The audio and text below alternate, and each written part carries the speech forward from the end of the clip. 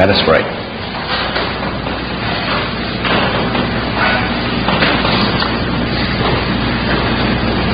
And now may the words of my mouth and the meditations of all our hearts be acceptable to you, O Lord, our strength, our rock, our Redeemer. Amen.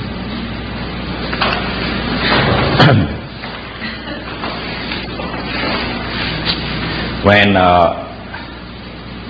Darlene told me that the Kumi team was going to do this skit, we talked about it, and I watched the video clip on YouTube, and thought about how I want to connect this morning's message to the skit that was so powerfully and dramatically, powerfully performed before us. And I know that this skit that they will bring to Kumi will continue to touch a lot of hearts and lives.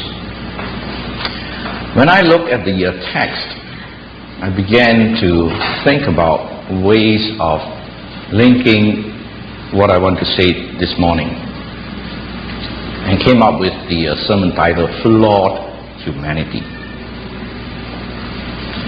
There are a lot of things in the news in the last couple of weeks. Michael Jackson, 50 years old. Many of us grew up listening to Michael Jackson when we were kids, even back in Malaysia. We started listening to Michael Jackson's song when he was just a little boy. I'll Be There. Songs, a lot of other songs. And even the newer generation are fans of Michael Jackson's music. But a life that ended tragically. In a way, President Obama summed up what many of us feel about the life of Michael Jackson. President Obama said, obviously Michael Jackson was a spectacular performer and a music icon, and I think everybody remembers hearing his songs and watching him moonwalk on television during Motown's 25th anniversary. But President Obama went on also to say, but the president, that aspects of Michael Jackson's life were sad and tragic. Flawed humanity.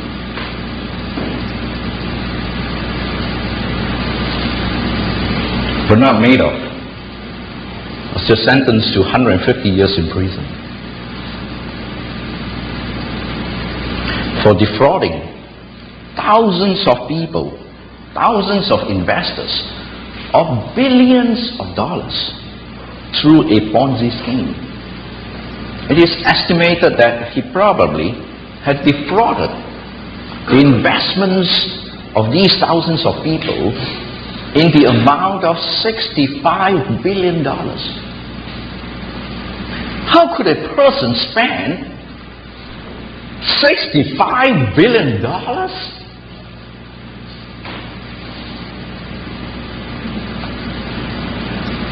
Flawed humanity.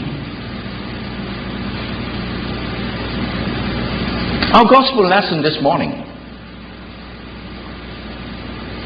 tells us about Jesus' ministry. Tells us about Jesus after finishing up one particular period of his ministry, decided to go back to his hometown. And in going back to his hometown, what did Jesus experience? He was rejected by his own people. And Jesus said that he was probably more welcome by other people than he was by his own people. Remember how Mark tells us in his gospel in the beginning? This is the good news of Jesus Christ, Son of God. The good news of God was rejected by people of God. And in fact, Mark tells us in chapter 3 already that the Pharisees, who were supposed to be leaders of God, conspired against him to do what? Conspired how to destroy him. Destroying the good news of God. Flawed humanity.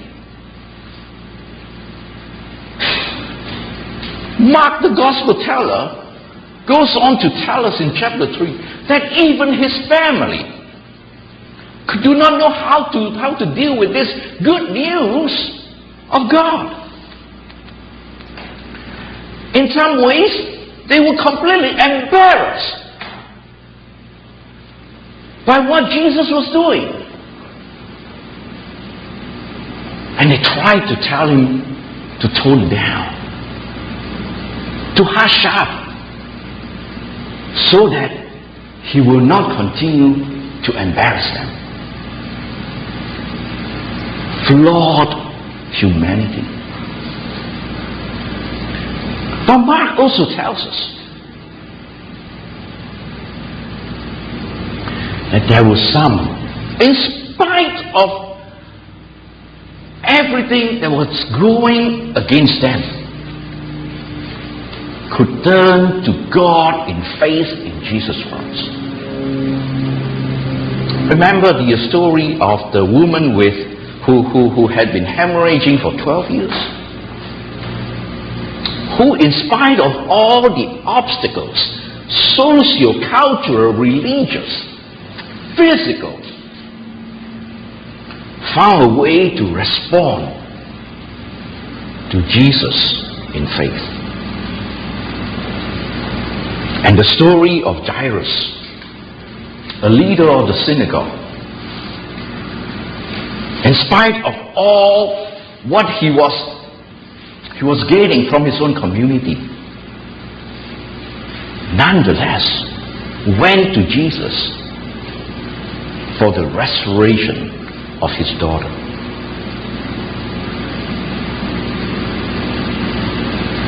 The skit that was beautifully performed for us reminded again that it is not just Michael Jackson. It is not just Bernie Madoff. It is not just the disciples, the people of Jesus' day that were flawed humans.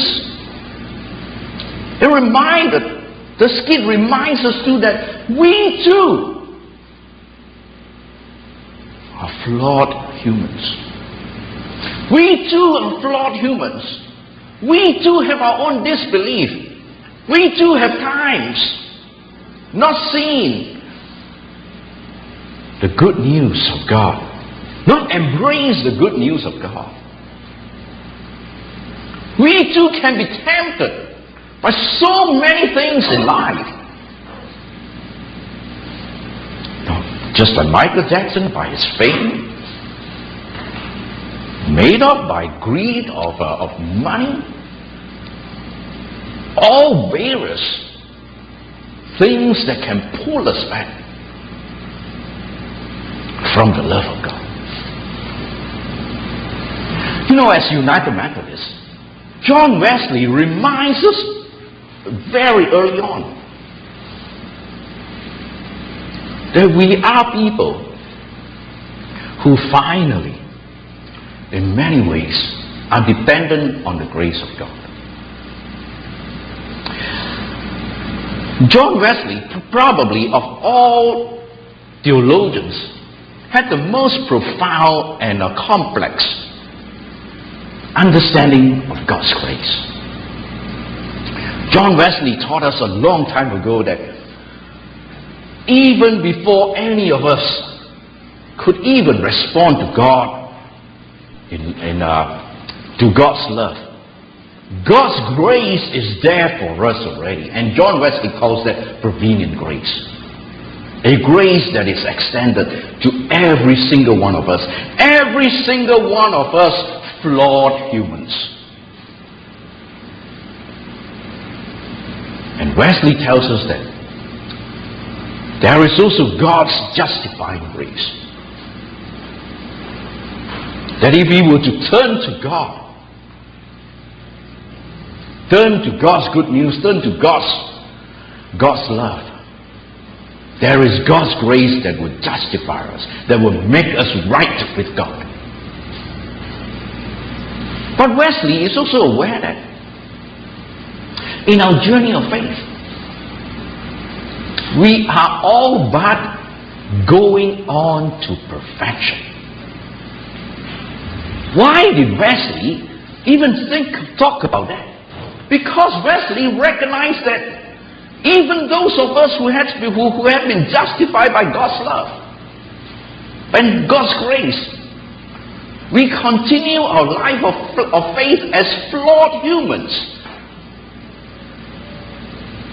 on a journey to perfection, always relying and depending on God's sanctifying grace. That our journey to perfection is a journey that will continue to call us to be better people. And Wesley purportedly has said that in this journey toward Christian perfection, we need to do all the good we can to all the people we can, at all the times we can, in all the ways we can, by all the means we can, as long as ever we can. As we send our team off to Uganda this week, we are sending them out on behalf of all of us to do all the good they can, to all the people they can, at all times they can, in all the different ways they can, by all the means they can, and as long as ever as they can. And this morning, as we come forward to participate in the Holy Communion, in the Lord's Supper, we come forward as flawed humans, coming forward to receive God's grace, to continue to sanctify us on our journey, going on to perfection. Amen.